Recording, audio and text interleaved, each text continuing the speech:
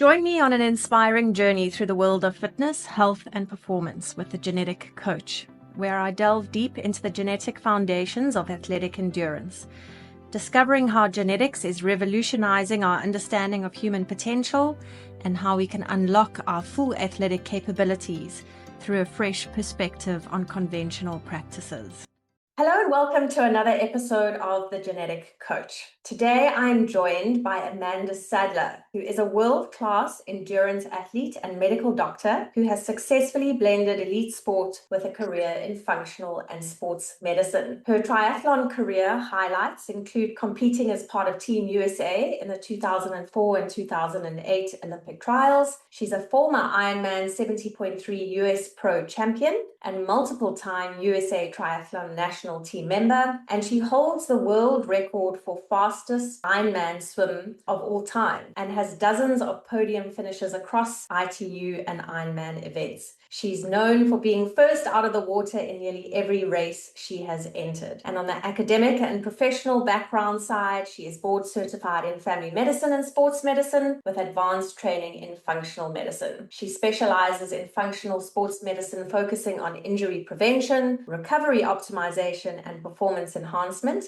And Amanda's approach is really shaped by her own experiences as an elite athlete, dealing with chronic GI issues and overtraining. And she advocates for data-driven, individualized care to help athletes train smarter and avoid injury. So hello and welcome, Amanda. Hi, thank you so very much for having me. It's just an honor to be on here. I'm just grateful for the opportunity to speak with you. I've been excited about this for some time, so I'm glad we're making it happen today. Yay, wonderful. And yeah, I mean, that bio is quite a mouthful. You've certainly done a lot in your career so far. Won't you just tell us a little bit, give us a brief synopsis of your career, what these GI issues were, what the overtraining issues were, and how it kind of all played out in your career? Yeah, so I'll kind of go through, and then I think some of them will hit lighter, more in depth. So, and my story is pretty complete and complex.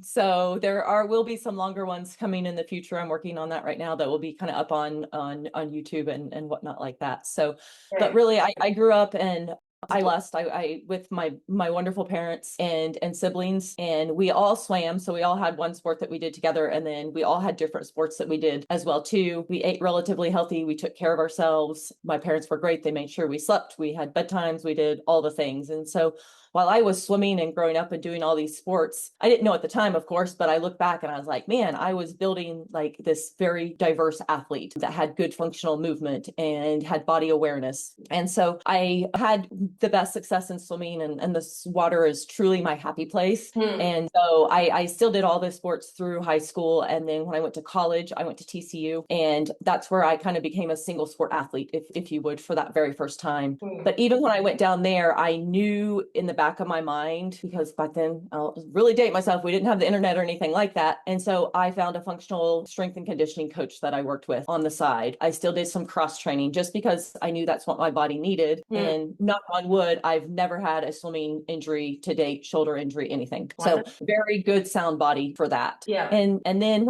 after swimming college, I tried to make Olympic trials in swimming. So I swam an additional year, just missed going to Olympic trials for that. So I thought my athletic career was over, and I had a medical career on the horizon. I was starting. And so I kind of put on my white coat and said, I'm going to be serious and no more cap and goggles. Here we go.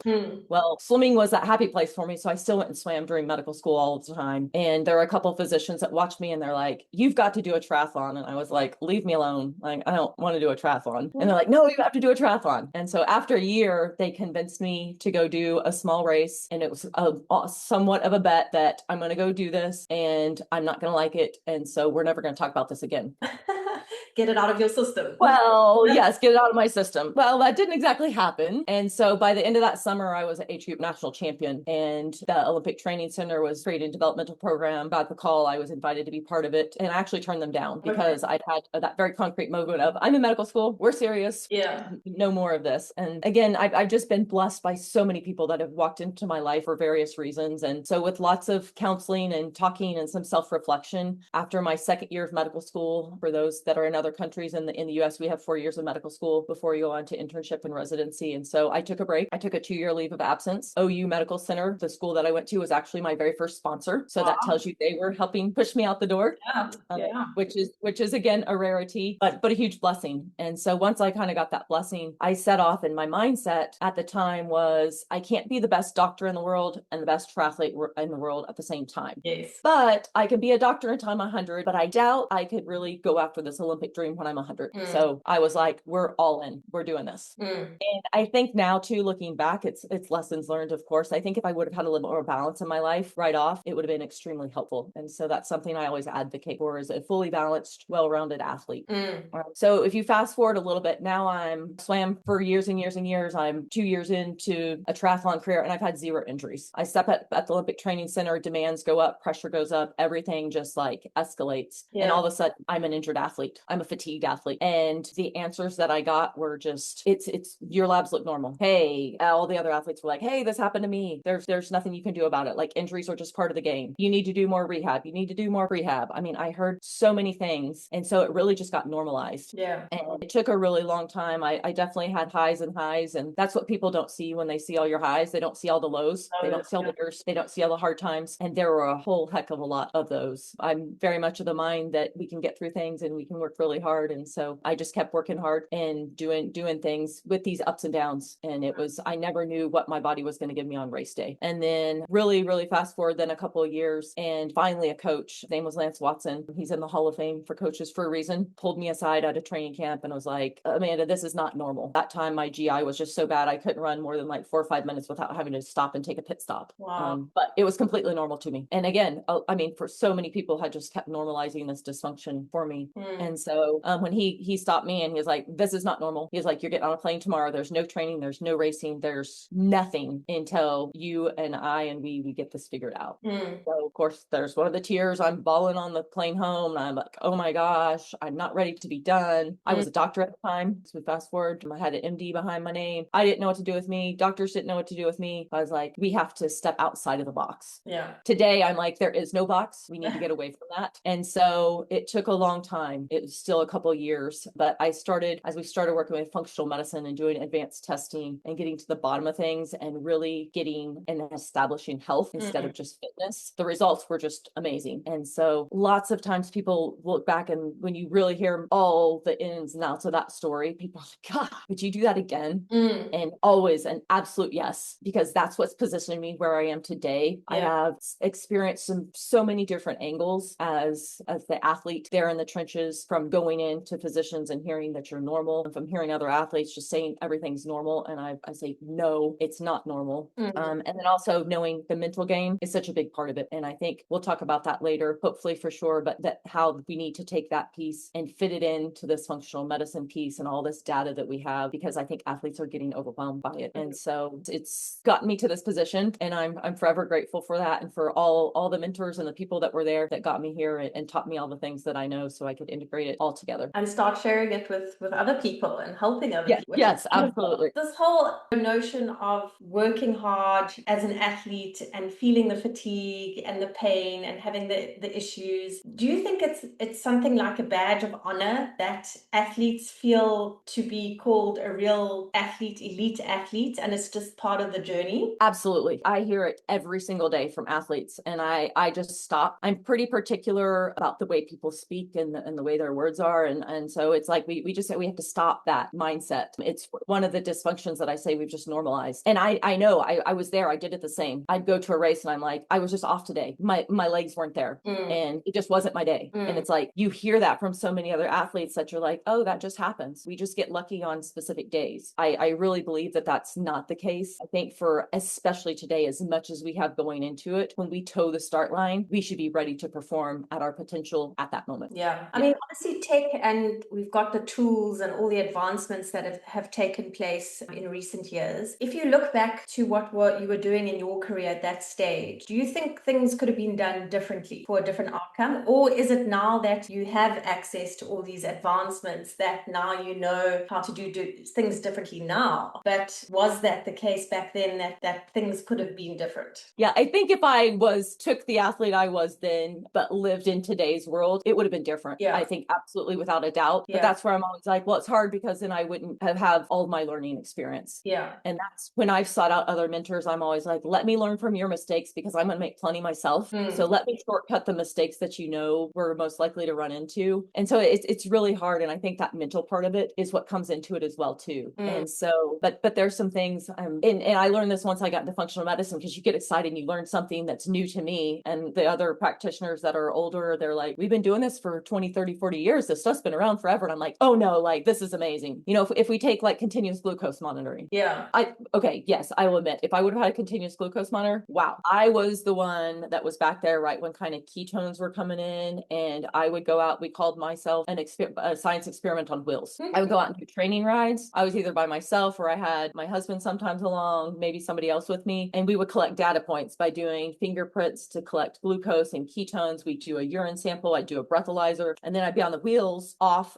But all I had was, how do I feel? What are my power numbers? What is my paces if we're following it? Because we didn't have just on-demand answers. Yeah. We had to clutch, we had to keep going along. Sometimes we pull over and the sweat and everything and try not to run an interval and keep going. You know, we didn't get what we needed. Yeah. And you kind of can't recreate those things. And then it was back, we'd have to go back and we'd have to do like a post analysis without all the tools we have now. And now I'm just like, oh my gosh, you can just go out and ride and scan and know everything that you need to know. And biofeedback to me is getting information on demand and be able to make changes. And so you're getting biofeedback and you're connecting the dots more live. So you're out there and you're starting to say, hey, every time this thing goes off, I feel like X. And then once you know, when you're starting to feel like X, you start to be able to see more signs that come before it. And the earlier and earlier you can pick things up, like if you're going to have an energy crash or a dip in your glucose, the earlier you can pick it up, you're going to prevent it and you're going to cruise right through it. I know there's some even more exciting things on the horizon. So I'm like, man, if I would have just had that back then.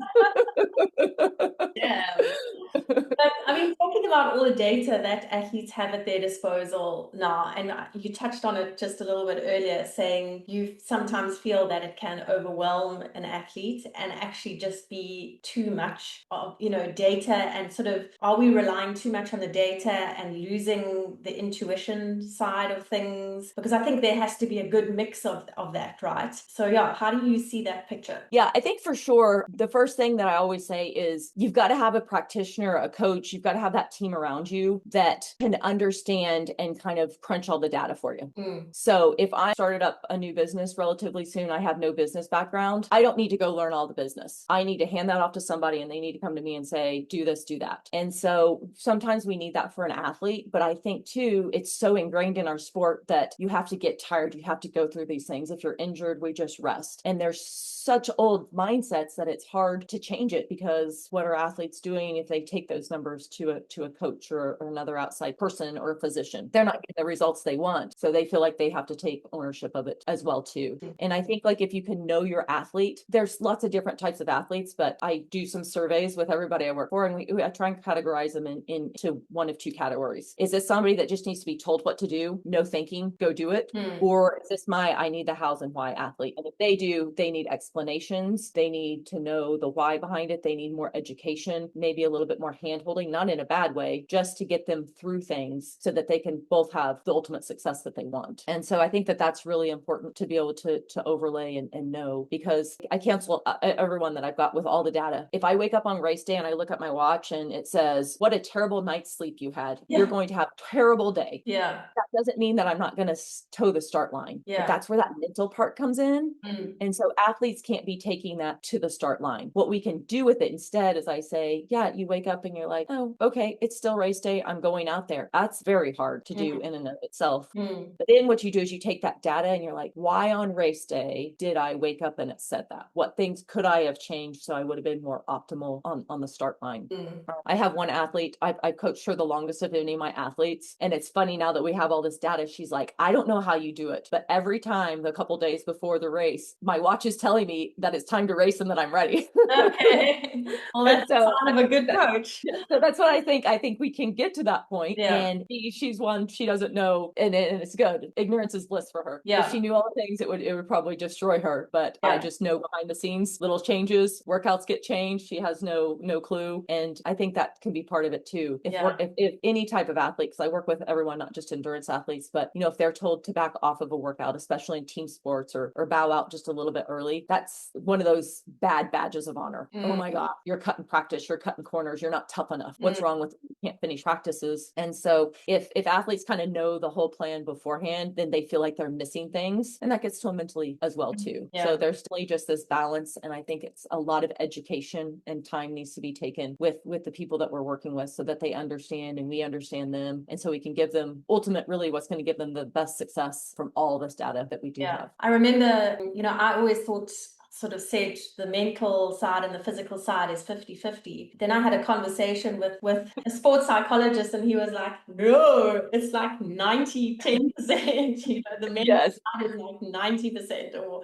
And I think for sure you've got to put in the physical work, because if your engine is not conditioned, you're not going to do the work. But the mental side is just a game changer or a game breaker. So yeah, such an important aspect that you bring up there. Absolutely. Okay, so let's swing our thoughts and attention to genetics and this new frontier.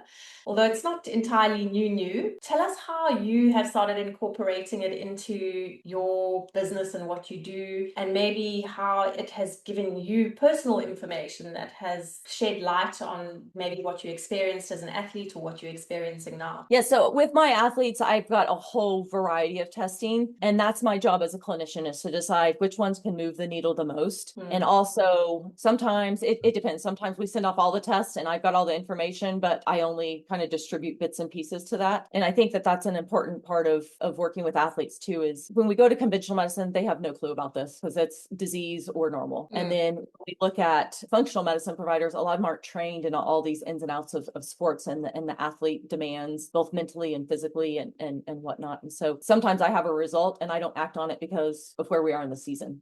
With normal patients, it's just moving on forward. And so for me, when I get genetics, if patients and athletes decide to do that, then that's where it kind of depends. Sometimes we're going over that immediately. And sometimes I'm like, hey, let's just wait on this. Let's do some other things to get you feeling better. And then we come back and work on this. It can kind of go down those two different roads from there. And then I think using the genetics is always, to me, what do we need to not to do for either short-term or treatment per se to get people out of injuries or illnesses or chronic cycles of overuse or what it might be. What do we know we're going to have to focus on long-term? Strengths, what are your weaknesses based on your genetics? So we can really personalize and dial in things. And so I think for me, when I went to the Olympic Training Center, one of the first injuries I had was I had extremely painful stress or shin splints, and then stress reactions, not quite stress fractures. We always kept them at bay, but that was one of those times when they were just like, well, you've been a swimmer your whole life, you're a land-based athlete, and now just the impact is kind of too much for you. And I was like, well, I was a gymnast and did other high impact sports. My mind didn't really buy it, but I did because of where I was. I'm like, man, if we could go back now and say, oh, what does your bone metabolism look like? How do you metabolize and absorb vitamin D? Find out from genetics. How's your hormones balancing your bone health as well too, and optimizing those, some of those weak spots. Then I could have prevented those things, right? When we look at a lot of times with athletes, when I'm getting chronic tendinopathies or soft tissue issues, I'm like, there's probably an underlying reason for this. Surprisingly, vitamin D comes up quite often. And those are athletes too that we think they're typically out in the sun, they're training all the time. It's like scratching our heads. Why is their vitamin D level so low? And then also, what's their inflammatory response? Well, how do they handle oxidative stress, their detoxification pathways, all those things that we can glean information from genetics. Then we can say, these are the things that are predisposing you. If we take care of these, we've got a very good chance of preventing them. It's also a very good push point from nutrition, emphasizing lifestyle. That's why I love the 3x4 genetic test, is because, it gives you you all of those different factors to work from. I treat with medications, I treat with supplements, but it's treatment. That means short term to me. I've got to shift people to a lifestyle and a diet and nutrition that sustains what they want. And so that's where I can bring those in. And I'm like, yeah, based on these genetics, we're likely to get deficient in these. Here's the foods that need it, or, you know, some stress management. That's really driving the train for you. It's been really beautiful with using that. I know you guys have the Gene Fit app. I have a couple of athletes testing it out. I haven't dove into that, but I'm really excited about it. It's unfortunately one of those things, as I've been getting my new business up and off the ground, I just haven't had time to fully dive into it yet. No, well, so I mean, there's lots of exciting things coming with Gene Fit. So yeah, watch this space. But I think what you talk about in terms of athlete longevity is something that's really close to our hearts at 3x4 Genetics. And, you know, it's not only helping the athlete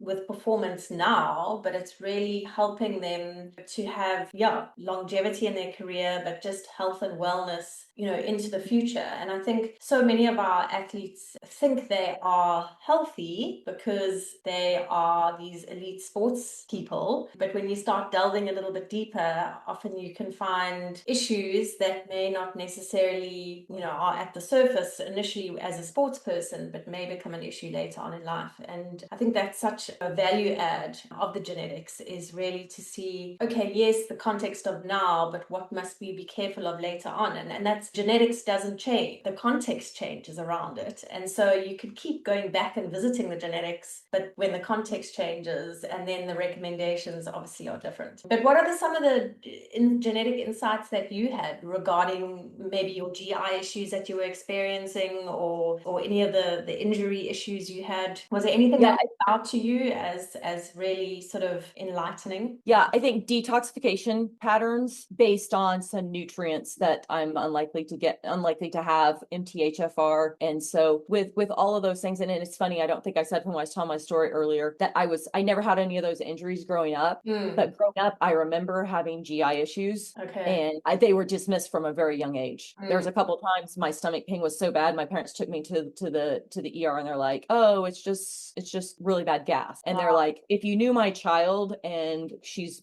had multiple pretty traumatic injuries and she pops up and keeps going, it's hard to swallow that. But at that time, again, it was just told. I feel like now with younger kids, it's washed off as an abdominal migraine. I'm like, what are we talking about here, guys? Like, let's get under there. So I feel like with that, I didn't have the nutrients and the good. I do GI testing as well too, so my microbiome was off as well too, so I couldn't support my genetics. So now we're talking about like epigenetics. How did my diet, how did outside stressors, how did lifestyle? And like I said, I was really blessed.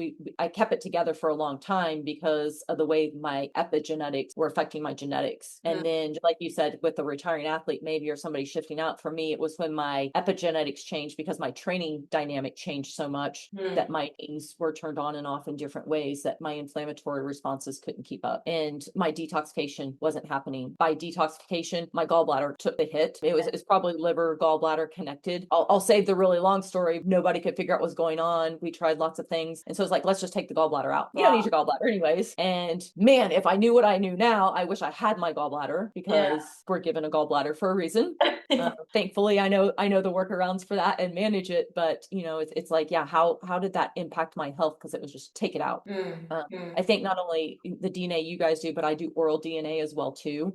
And that was another big area growing up, because we ate healthy. I didn't have the sugary drinks. I wasn't just soaking my mouth in the bad stuff. And every time I went to the dentist, I was in tears, because they're like, quit keeping sugar in your mouth, brush your teeth, we got to pull another tooth. And it was because of, as an athlete, I was taking in more calories, and all back then it wasn't as much now gels and all the acidity, but that was what was driving the microbiome in my mouth to drive cavities. And oral DNA can have an impact on our systemic system too. So of course you want to do complete cleanup of those things. And so, I mean, even when I was racing, there was one time I was in St. Croix and had just horrible tooth pain, but I had to be in Europe the next week. And so people were moving and shifting things all around. Something I was up with my passport and different things. And so I had to fly to an embassy, get a stamp, go in, went to the dentist. They're like, well, let's just pull that tooth. And so that was a quick and easy answer. And I'm like, man, if we would have like looked back and like taken all this data that we have right now, my mouth would look better and different. My gallbladder gallbladder would be there. Yeah. Yeah. And probably I'd have more robust health. I have to actively kind of pursue health in some of those areas today. And so that's where I think with other athletes, it's important, because your body, those epigenetics and your ability to adapt and your ability to compensate is much different when you're training at a high level than when you're not. And I think, just to hit on what you said, lots of athletes, and it happened to me, I was going into doctors and they know a little bit about me. And it was one of the times I was at the bottom, and I was ready to quit the sport, because I'd gone in and I'd seen a physician, and they looked at me, and they were in the sports world, so they knew what I had accomplished. And they're like, "Why are you wasting my time? Did you see my waiting room?" Wow. And I was like, "Did you hear my whole laundry list of things that are going on that I can't figure out?" And so, but it's that whole thing that people just kind of put you on this pedestal of, you're fit. And like you said, we assume there's health there. And it took a Dr. Phil Maffetone. I worked with him for years, great friend, amazing mentor. And he was the one that really, and it took some time, pounded that into my head. Health does not equal fitness, or fitness does not equal health. Yeah. Okay? But with him, when I built an amazing foundation of health, and then we put fitness on top of that, that's when it was just like, wow, this is mind blowing. Yeah. So if we talk about fatigue, you mentioned how that was part of your badge of honor, this high level of fatigue. If we compare it to injury, how is fatigue more dangerous than injury? And how do we get athletes to pay more attention to fatigue and deal with it? Is fatigue more dangerous than injury? 100% yes. Like it's 100% for me. Okay. So, and why is that? Well, fatigue is such an early indicator. Okay. It's, if we're a car, it's the little alert bells going off. Change your oil. You're getting low on gas, but we ignore them. And again, that's because of what our teammates are telling us, what other athletes you see on TV that's really dressed up and splashed on social media, what coaches are thinking. And so what's really happening is your body's off. It's not adapting. It's not responding to training, and it's telling you, stop, take a breather. Okay. But we don't listen to it. We keep pushing through. It's harder. And then that's where injuries and illnesses start to appear. So to me, an injury or an illness is very light finding. When I explain this to my athletes, I talk about an iceberg. And the example that I always use is, let's say I've got a basketball player. Okay. And it's championship game. Everybody's watching it. All eyes are on him. Jumps up, comes down, lands on his ankle funny. The cameras are zoomed in, and ankle's just a complete mess. And everybody's like, "Oh, it was a fall. End of story. Moving on." I say, "Oh, no, no, no, no. We just saw the tip of the iceberg." What was everything that was going on under the surface that predisposed him to injury at that moment? Yeah. Because all those things, when I'm thinking through it, I'm thinking, why this athlete, why this injury, and why now? Because that athlete has jumped millions and millions of times. Yeah. He landed on the ankle. He's probably rolled and twisted the ankle millions and millions of times without injury. But why now? What was going on? And when we can go back and fix those things, then we can do it. And a lot of times when you get in, when those athletes are open to it, it's like, yeah, this happened and this happened. This was 3 months ago and 6 months ago, and the writing was on the wall, but we ignored it. I actually had an athlete yesterday, and it's so hard to get into their brains. And that's what she was like. And I was so grateful. Her parents were on the call as well too. And, and as we're talking and just opening up that conversation, and I love to just let them talk, I was getting so many pieces of information. To her, it had just happened in October, and here we are in November. And then as I started peeling back the layers, she was just like, the light bulbs were going off, and they were like, "Oh my gosh, this started 2 years ago." And I'm like, yes, yes, yes, yes, yes, yes, yes. If you can understand this now, we can prevent so many things into the future. So absolutely 100% fatigue, very early indicator. Chronic injuries and illnesses are late indicator. And like I said, mindset, we have to get around, but I can work with either one. And once we get you back and go through the process, it's a lot easier moving forward. And I guess, knowing your genetics in terms of your recovery genetics and just your cellular load that contributes to how you are recovering and dealing with your fatigue, I think is so helpful in really just making the information, putting it there in black and white and saying, this is what your body struggles with. So when you are feeling fatigued, it's not, don't feel guilty about it. It's exactly that your body is telling you you've got to work with it. So, I mean, have you found that is like like you say, a light bulb moment for athletes. I think, yes, once athletes realize that, it's almost liberating to them. And I think there's a couple of very specific athletes I've worked with that I remember they were younger athletes, teenagers. And so parents are definitely part of it. And sometimes if there's enough there, I'll have the parents get genetic tested as well too, and go through, because the parents think that their athlete is just a mini me. And when I was this age, this is what I did and this is how I responded. What's wrong with my kid because he can't recover, or on those after tournaments, he takes longer to recover than the other kids. He has to sit out a lot. And when we ran the genetics, it was just this beautiful picture I handed back to them that I was like, well, by the way, the cards fell and your genetics combined, that is a weak spot for him. But now we know that. And instead of kind of saying that's a bad thing for him, we work around it. And he was also blessed with some amazing strengths over here. And we need to really play those strengths in our favor as well too. He was one too that they were pushing for early strength and conditioning. And I was like, based on his genetics, I was like, no, he needs to be a late teenager before we really add on the weight. He needs functional movement. He needs to strengthen bones, ligaments, soft tissue, all the things. He needs collagen to be a part of what he's doing to really develop that foundation. Or you're going to have an athlete that's injured and burnt out by age 15 rather than proceeding to college and professional level if that's what they want, which this kid wanted to. So yeah. Now, I know injury is a big passion of yours, and with all the tools that we do have available now, do you think we are moving to a point where we can actually make injury completely preventable? Again, absolutely yes. And this one I couldn't say 100% on, but pretty high, because there are just some traumatic injuries, just like in medicine. We'll kind of just talk about general medicine right now. If 90% of patients and their complaints I can take care of with functional medicine. But man, if you have a horrible car wreck, please go to the emergency room and let them do what they're good at, right? So it's kind of the same thing here. A very high percentage of injuries can be prevented, but there's going to be those car wrecks, so to speak, that just kind of come out of the blue that we can't do anything with. And it's really because a lot of people don't know this, but your immune system is housed in your gut, right? The majority of it. And a lot of people think your immune system has to do with just getting sick, but your immune system is what does all the repair. And to adapt to training, we have to have micro tears. We have to have breakdown so our body can build it back together stronger. A very simplistic, in a nutshell, adaptation to training. And we've also got to be able to adapt and adjust to oxidative stress. All right. So to any athlete that's listening to this, oxidative stress is not a bad thing. As an athlete, you need it. Okay. I'll go off on that tangent for just a second, because lots of people will find functional medicine and they'll get quick success, and then they still get on the roller coaster because they're getting thrown tons of antioxidants at the wrong time in their training, and it's shutting down and dampening their response to training. Okay. So we need micro injuries. We need a strong immune system. We need all this oxidative stress to go through. And so we need those things, but we also don't need to push the limits too far. Yeah. So I think too, if we're just compounding these dysfunctions, you're more likely to have injuries. Like I said, that iceberg theory. Now you're predisposed to injury, to illness. And so if we catch those things earlier and earlier, they're more unlikely to happen.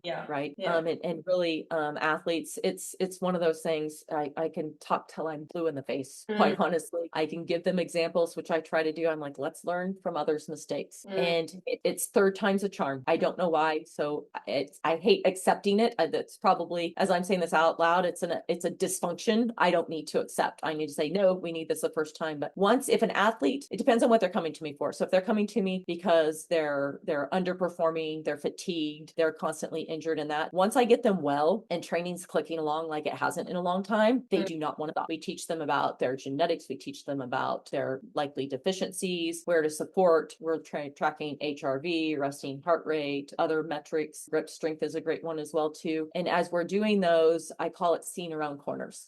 So I'm like, I don't know exactly what's coming, but something coming. And they're like, no, it can't. I've never felt this great. Leave me alone. And I'm like, no, really. And it doesn't need to be much. We just need to peel back. We need to modify. We need to do something. And they charge through. And then they get injured or illness. And they're kind of like, how did she know that? How did you know? Yeah. And then we repeat the process again. And that's the second time it happens again. But the second time is always when the light bulb really goes off. And so the third time it happens, they shut it down. They rest, they recharge, they fill their gas tanks that I speak to if they're having deficiencies, and they keep progressing, and they'll have this phenomenal performance. And they're just like, wow, you knew, we did something about it. I just leveled build up. And then at that point, it's where I'm getting goosebumps talking about it every time I do. It's what's so exciting for me, because then it's like game on. Yeah. Let's go. We're able to really put the whole picture together and get these athletes consistently performing at their potential. Yeah, completely. I mean, so how do we get to that point where our athletes will believe us first time round and actually just take on the information that we're gleaning from these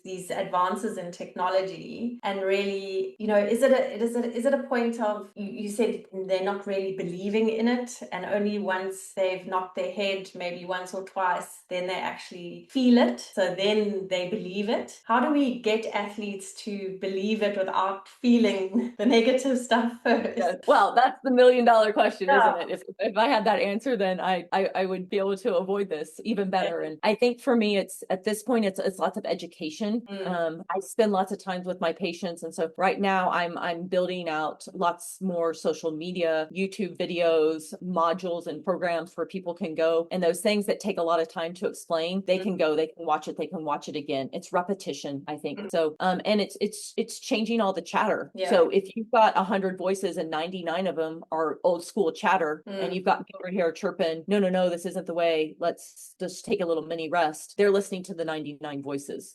And so we've got to educate the masses and get more people kind of in our court speaking this language, talking about these under the surface things that we deal with in this space, so that they're hearing more of that voice. And where I say it is, if people are going to scroll through things, man, scroll through this so that you hear it over and over and over again. I try to pull from lots of different areas, and in marketing, I might get the numbers a little bit off, but like in marketing, they used to say we had to have 7 touch points before a consumer would buy a product. Now it's 21. So just take that to what we're talking about. An athlete used to have to hear it 3 times. Now they might have to hear it, whatever the math would be, 10, 12 times. And I'm like, no, we don't have time for that. And so we've got to really change the dynamic. I mean, tools and AI and all the things are going to keep progressing. We're on a bit of a freight train there for sure. And so there's even a bigger demand for this awareness, this education, and knowing. And for me, it's I can talk about patients. I can't talk about specific patients, with HIPAA violations. And so it's getting some athletes to kind of get their voice out there as well. I think for sure, when we look at social media in a good way, RED-S, or relative energy deficiency in sport, for girls and boys, male and female, it happens to both. But I think there's a lot more awareness of that out there, around cycle optimization for women. So I think that's something we need to harness, where social media is a great thing, because now people are more aware, just because there's lots more voices out there. We used to never talk about those things at all. No, things are changing for sure. And unfortunately, I think there's also a lot of misinformation out there that contributes to the voices that are being heard. It's really important to validate your source of information, and not just go with fads and the most likes and that type of thing. So it's a great thing that you're doing then in educating. But tell us maybe a little bit about this new project that you've been busy with. I know you said that there's something that has been brewing, and you kind of just getting it off the ground. So what is that all about? Yes, absolutely. Something I love to talk about. So I was in what I thought was a dream position, was at our local hospital. I live in Norman, Oklahoma, and it's Norman Regional. I built a sports and human performance center. It was beautiful. I had all the toys and all the gadgets. I had video analysis in the pool. I had gait analysis. I had bike tools. I had sweat analysis. I had ultrasound, ozone, shockwave, you name it. Like I had it. Like I was like, wow, this is it. And due to things we won't go into, lots of politics, nothing wrong on my part, but politics and shifts in the healthcare system, I lost my job.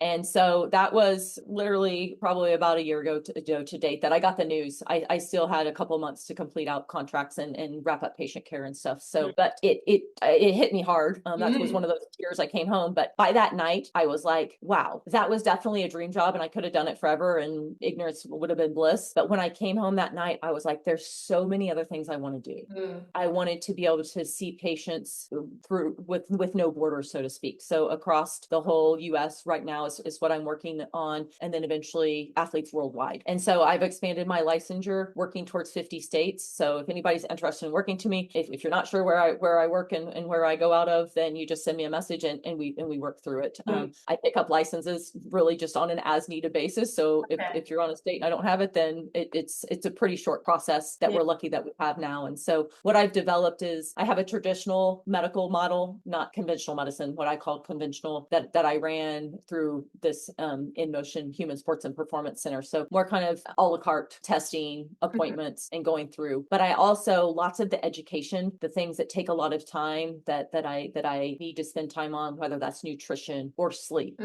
And I've created modules, education, handouts, videos, and built this system. I've also worked with so many athletes that I know what works, I know what doesn't work. When I get results, what do we need to dev out? What do we need to hold back on? And every athlete different. That's where it's not a cookie cutter. It's not a protocol, so to speak, because I've got to use my brain. I've got to be in communication with whoever's on that athlete's team to make sure it fits in to where they are in their cycle. And so I've done all this, what it's called is Champion Athlete. So it's a program that encompasses all those things, especially in-depth testing at multiple different levels, these online modules, digging into all the ins and outs that you need. And you've got it all the time, so you can watch it again, hopefully over and over again. It can accelerate that learning. And then you've got visits with me kind of wherever you are right now in the United States. Fantastic. So how do people get hold of you? Yes. So I'd say too, with the program too, it's kind of divided into 3 phases. And so first we strategize, and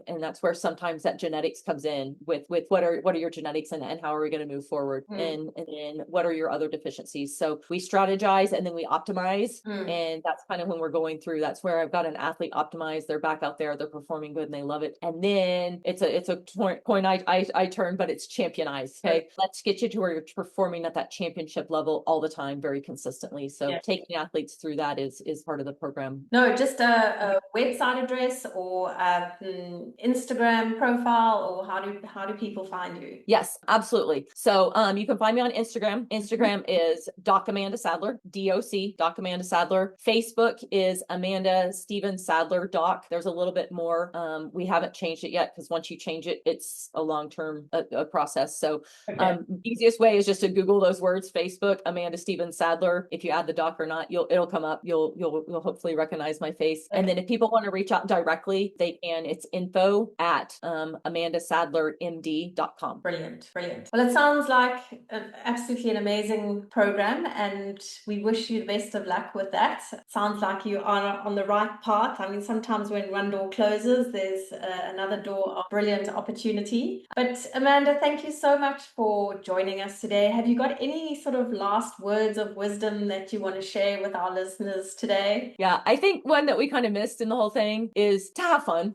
You got into sport for a reason, so have that love, have that passion, and go out there and have fun with your journey. And I think if fun is missing, then for sure you're going to be asking yourself, why am I doing this? So have fun most of the time. Yes. Okay. Well, awesome. Thanks again, Amanda. And let's keep in touch, because maybe we need to delve into some of these other topics a little bit further in the near future. Yes, for sure. We could just take one little piece and I could talk and educate forever. Awesome. Well, we'll chat soon, maybe. Yes. Thank you so much. Thank you.